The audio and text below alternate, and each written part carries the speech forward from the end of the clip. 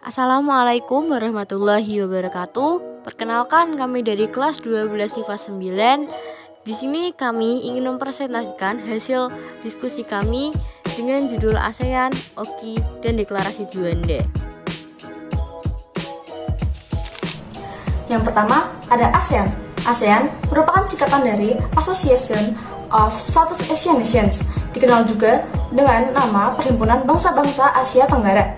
ASEAN adalah organisasi geopolitik dan ekonomi yang anggotanya adalah negara dari kawasan Asia Tenggara. Organisasi ini dibentuk karena adanya keinginan kuat dari para pendiri ASEAN untuk menciptakan kawasan Asia Tenggara yang damai, aman, stabil, dan sejahtera. Untuk yang selanjutnya, ada Founding Fathers ASEAN atau bisa disebut para pendiri ASEAN.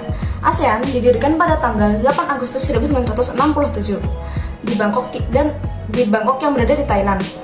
Ada 5 negara pendiri ASEAN yang diwakili oleh wakil diplomatik masing-masing negara untuk menandatangani deklarasi ASEAN. Berikut Founding Fathers alias para pendiri ASEAN.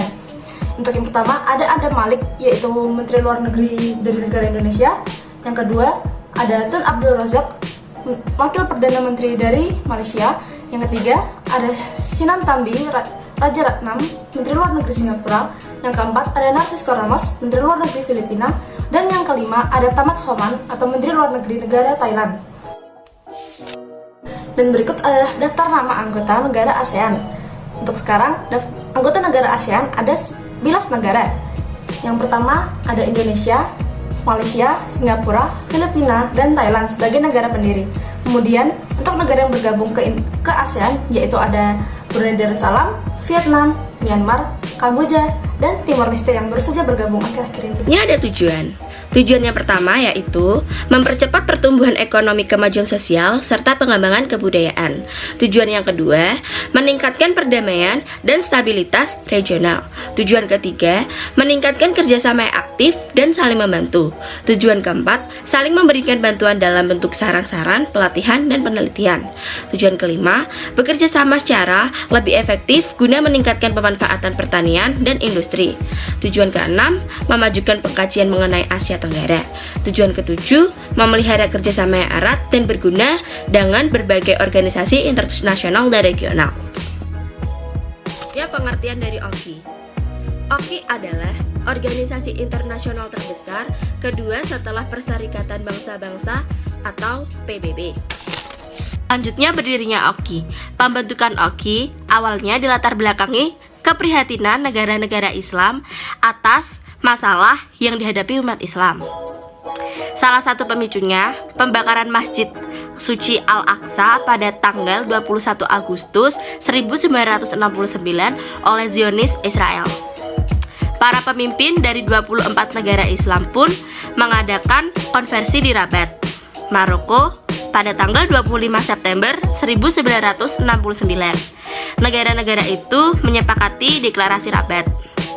Deklarasi itu berbunyi, pemerintahan Muslim akan berupaya mempromosikan di antara mereka kerjasama yang erat dan tolong-menolong dalam hal ekonomi, ilmu pengetahuan, budaya, keyakinan berdasarkan ajaran Islam yang abadi. Piagam OKI baru diadopsi pada KTM OKI ketiga pada tahun 1972. Piagam itu memuat tujuan dan prinsip OKI, antara lain yaitu 1. Untuk meningkatkan solidaritas Islam di antar negara anggota. 2. Mengkoordinasikan kerja sama antar negara anggota.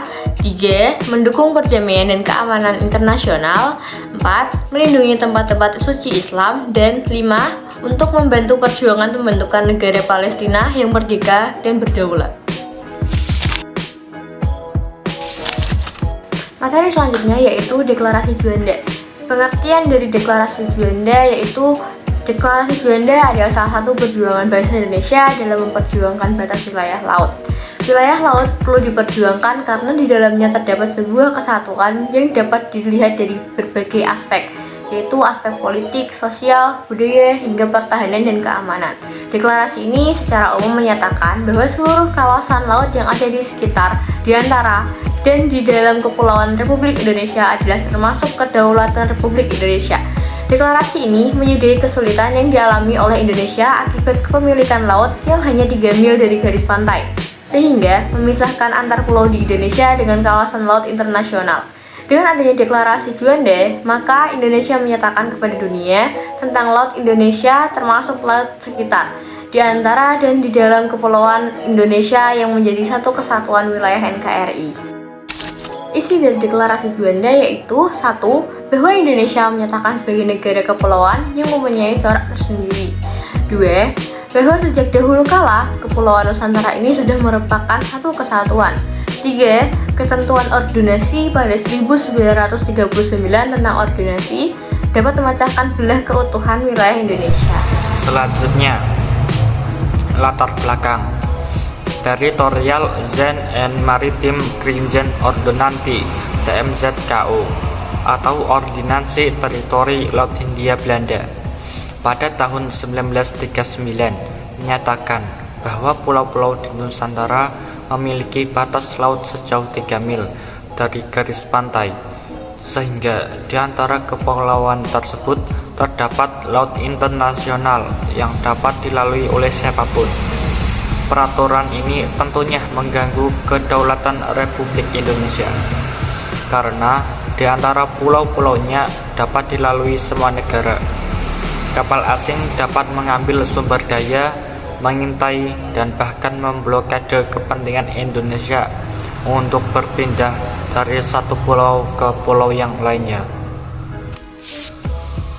Insinyur Juanda Kertawijaya mengusulkan bahwa laut-laut lepas di antara pulau Indonesia merupakan bagian dari kedaulatan Republik Indonesia.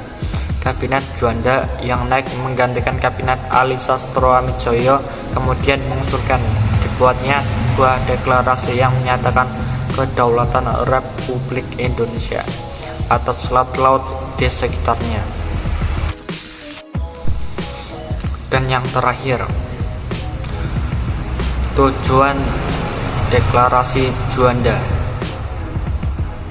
1.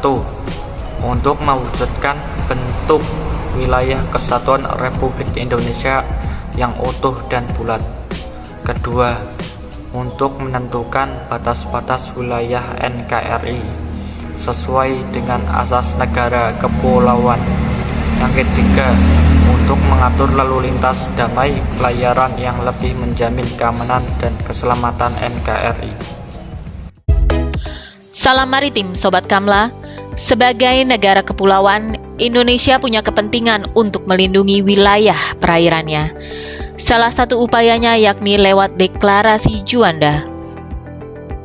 Tahukah Sobat apa itu deklarasi Juanda? Deklarasi Juanda merupakan pernyataan kepada dunia bahwa Laut Indonesia adalah termasuk laut sekitar, di antara, dan di dalam Kepulauan Indonesia, menyatu menjadi satu kesatuan kedaulatan wilayah negara kesatuan Republik Indonesia. Lalu siapa pencetus deklarasi Juanda?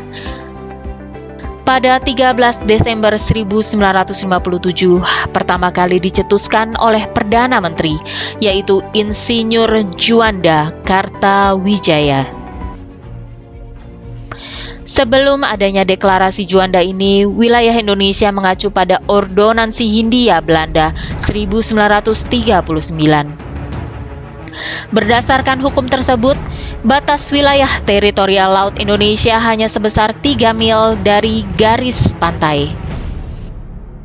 Sedangkan laut yang memisahkan pulau-pulau yang ada bebas dilewati oleh kapal asing dan tentunya dapat mengancam kedaulatan wilayah Indonesia. Dengan demikian, hal itulah yang melandasi dibuatnya deklarasi Juanda ini. Dengan adanya deklarasi Juanda menyatakan bahwa Indonesia negara kepulauan, artinya Indonesia menganut prinsip-prinsip negara kepulauan atau archipelago state, artinya wilayah laut dan perairan antar pulau yang ada di Indonesia juga termasuk dalam wilayah Republik Indonesia dan bukan merupakan kawasan bebas negara. Peresmian deklarasi Juanda ini terdapat dalam Undang-Undang Nomor 4/PRP/tahun 1960 tentang perairan Indonesia. Selain itu, deklarasi ini juga sudah diakui oleh dunia internasional. Awalnya deklarasi Juanda ditentang oleh hampir seluruh negara di dunia, tetapi pemerintah Indonesia tidak menyerah. Selama bertahun-tahun Indonesia memperjuangkan konsep negara kepulauan yang ada dalam deklarasi Juanda agar diterima oleh masyarakat internasional. Perjuangan panjang itu pun akhirnya mencapai keberhasilan. Saat isi deklarasi Juanda diakui dan ditetapkan oleh Konvensi Hukum Laut PBB ketiga. Selanjutnya kembali dipertegas dengan Undang-Undang Nomor 17 Tahun 1985 tentang pengesahan UNCLOS 1982 bahwa Indonesia merupakan negara kepulauan. Adapun isi deklarasi Juanda yang ditulis pada 13 Desember 1957 menyatakan bahwa Indonesia merupakan sebuah negara kepulauan yang memiliki corak tersendiri. Bahwa sejak dahulu kala Kepulauan Nusantara ini merupakan satu kesatuan yang tidak dapat dipisahkan. Ketentuan Ordonansi tahun 1939 yang dianut sebelumnya dapat memecah belah kesatuan dan kedaulatan Republik Indonesia. Dari deklarasi Juanda tersebut mengandung suatu tujuan mewujudkan bentuk wilayah negara kesatuan Republik Indonesia yang utuh dan bulat, menentukan batas-batas wilayah yang jelas dari Republik Indonesia sesuai dengan prinsip-prinsip negara kepulauan, mengatur lalu lintas pelayaran yang damai, serta pada saat yang sama dapat menjamin keutuhan dan keamanan Republik Indonesia. Dengan adanya deklarasi Juanda ini, laut yang menjadi penghubung pulau di Indonesia kini dianggap sebagai wilayah resmi Indonesia. Selain itu, Indonesia juga berhak atas lautan lepas yang berisi sumber daya alam sekaligus jalur dagang yang strategis. Tanggal 13 Desember kemudian disahkan oleh Presiden Abdurrahman Wahid sebagai Hari Nusantara pada tahun 1999, kemudian diperkuat oleh Presiden Megawati melalui keputusan Presiden RI nomor 126 tahun 2001 tentang Hari Nusantara. Insinyur Juanda Kartawijaya yang dijuluki sebagai Bapak Arkipelago Indonesia wafat di Jakarta 7 November 1963 dan dimakamkan di Taman Makam Pahlawan Kalibata, Jakarta. Juanda dianugerahi gelar pahlawan nasional pada tahun 1963 dan untuk mengenang jasa-jasanya namanya diabadikan sebagai nama bandar udara di Surabaya, Taman Hutan Raya di Bandung, nama jalan di Jakarta, serta nama salah satu stasiun kereta api di Indonesia. Pada tanggal 19 Desember 2016, atas jasa-jasanya, pemerintah Republik Indonesia mengabadikan Juanda di pecahan uang kertas rupiah baru NKRI, yaitu uang pecahan Rp50.000. Sekian materi yang dapat kami sampaikan. Bila ada kekurangan dan salah kata, kami mohon maaf. Wassalamualaikum warahmatullahi wabarakatuh.